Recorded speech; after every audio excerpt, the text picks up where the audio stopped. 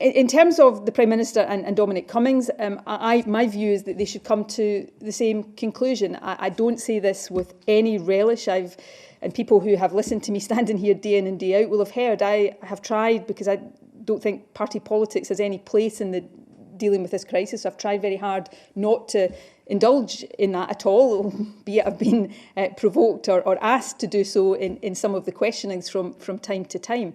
But I do think there is a risk that political interest is taking priority over the public interest. And in a situation like this, it is so important that trust in the public health advice is maintained.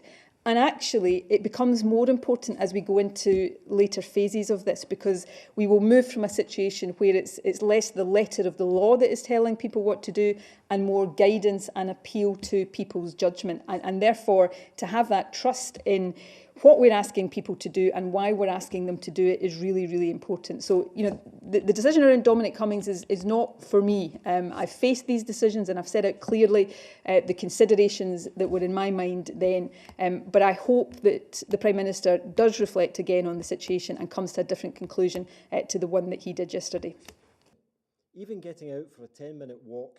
With the situation around Catherine Calderwood, I didn't defend what she had done. I made very clear, standing at this very podium, that I thought she had made a mistake in breaching those guidelines. And to be fair to her, she stood at that podium and also said that she had made a mistake and apologised profusely for that. And I think that perhaps is the first difference that we're seeing in these situations. Around this particular virus is the incubation period. The conversation she and I had that led to her resignation, in that conversation she didn't try to save her own skin at the expense of the public health advice. She knew as a doctor how important that advice was, and I think that was to her credit, and I think she acted with great integrity there.